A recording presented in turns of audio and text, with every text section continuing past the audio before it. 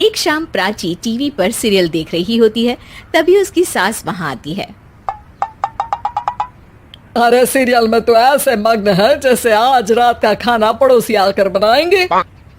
मुझे पता ही नहीं था आपने अपने बेटे की शादी पड़ोस में भी की हुई है। हैं? मतलब? मतलब इस घर में सारा काम बहू ही करती है, आप तो सिर्फ खर्राटे मारती हैं। अच्छा जी, फिलहाल तो तुम आराम फरमा रही हो, चलो जाओ, ये मेरे टीवी देखने का समय है। आहा, इसीलिए मुझे भगाया जा रहा है। सॉरी, अब तो बिल्कुल नहीं जाऊंगी। प्राची की इस बात पर दोनों सास बहू के बीच टीवी रिमोट के पीछे बच्चों जैसी छीना झपटी शुरू हो जाती है, जिसके बीच श्लोक भी काम से घर वापस आ जाता है।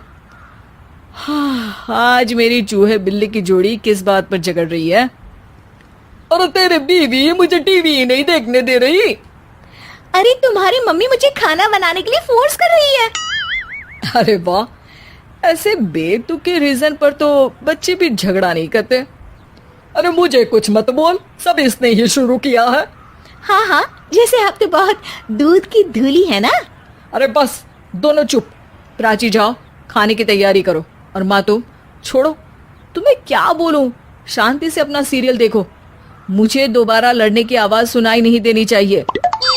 ऐसा बोलकर श्लोक वहां से चला जाता है, जिसके पीछे पीछे प्राची भी कुछ न कुछ बड़बड़ाते हुए रसोई में चली जाती है। हाँ हाँ, सासू जी को तो कुछ बोलेंगे ही नहीं, बस मुझ पर ही हुक्म चलता है, खाना बनाओ, जैसे मैं इनके घर में खाना बनाने के लिए आई हूँ।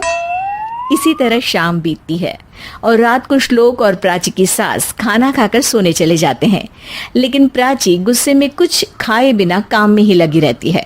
इस घर में किसी को घंटा फिक्र नहीं पड़ता, मैं खाऊं या भूखी रहूं।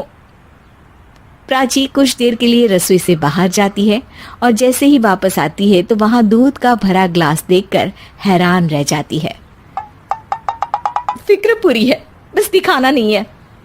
प्राची दूध पीकर सोने चली जाती है और अगली सुबह एक बार फिर सास बहू का कार्टून नेटवर्क स्टार्ट हो जाता है।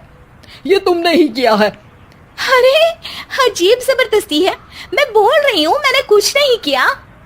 दोनों ने मिलकर पूरे घर को पागल खाना बनाया हुआ है। यहाँ कोई नॉर्मल इंसान तो रह ही नहीं सकता, इसीलिए अब पड़ोसी क्या रिश्तेदार भी घर आने से कतराते हैं। और सुन बेटे, तू भी चंगा, तेरी माँ भी चंगी, तेरी बीवी भी चंगी, रिश्तेदार। हाँ जी, आपको नहीं पता क्या, गंगाधर ही शक्तिमान है, रिश्तेदार ही। हाँ हाँ, बस समझ गया। कभी जानवरों जैसे लड़ेंगी तो कभी जुगलबंदी करेंगी। भाई मैं आप दोनों के बीच में नहीं फंसना चाहता। सास बहू की इस मनमौजी जोड़ी से परेशान होकर श्लोक अपना सिर खुजलाता वहां से चला जाता है। चलो अब मैं भी कीर्तन में जा रही हूँ। इस पर जैसे ही सास कमरे में अपना पर्स लेने जाती है तो वहां नाश्ते की प्लेट रखी देख मुस्कुराने लगती है और नाश्ता करके घर से बाहर निकलते हुए कुछ पैसे टेबल पर रख जाती है, जिसके कुछ देर बाद सिलेंडर वाला घर आता है। ओ मोरी मैया, मैं सिलेंडर के बारे में तो बिल्कुल भूल ही गई थी। घर खर्च के सारे पैसे भी मम्मी के पास है और श्लोक से बोला तो उल्टा 4 बात सुनाएंगे। प्राची ये सोच ही रही होती है कि अचानक उसका चेहरा चमक उठता है और वो घर में आकर इधर उधर देखने लगती है। तभी उसकी नजर टेबल पर रखे पैसों पर पड़ती है, जिन्हें वो सिलेंडर वाले को दे देती है। ये सब श्लोक देख लेता है। अच्छा बेटे, इतना बड़ा घोटाला, सबके सामने मैं तेरी दुश्मन और पीठ पीछे तेरी मेरी यारी। इस पर श्लोक एक प्लान बनाता है और शाम को सब एक साथ बैठे होने पर बोलने लगता है। माँ, तुम दोनों की बहुत लड़ाई होती है, इसलिए मैं सोच रहा हूँ कि प्राची को उसके घर छोड़ाऊं, इससे वो भी खुश रहेगी और तुम भी। अचानक श्लोक की ये बात सुनकर सास बहू शौक से उसकी तरफ देखती हैं। अरे ऐसे कैसे घर छोड़ाओगे, मुझे कहीं नहीं जाना। अरे तुमने बोला नहीं पर मैंने सुन लिया, तुम्हें मम्मी के साथ रहना अच्छा नहीं लगता, मुझे पता है। अरे वो अरे, जब बहू खुद कुछ काम बोले तो वो तुझे सुनता नहीं, और अब जो इसने बोला ही नहीं वो तू समझ गया। जब उसे नहीं जाना तो फिर जबरदस्ती क्यों कर रहा है? अच्छा, फिर आपको मौसी के घर छोड़ाता हूँ, बस अब आप दोनों एक घर में एक छत के नीचे नहीं रह सकती। मैं इस टॉम एंड जेरी की जोड़ी को और नहीं झेल सकता। है? ऐसे कैसे नहीं रह सकते?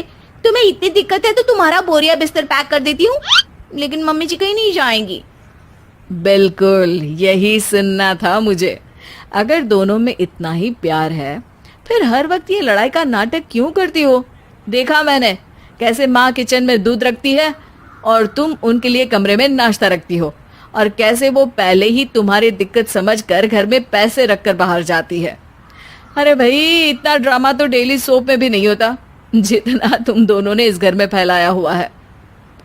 तू हमें टॉम एंड जेरी बोलता है ना, तो याद कर वो दोनों भी एक दूसरे को बाहर वालों की बुरी नजर से बचाने के लिए हमेशा सबके सामने लड़ते थे, लेकिन अकेले में दिक्कत के समय मदद भी तो करते थे। बस हमारा रिश्ता भी कुछ ऐसा ही है।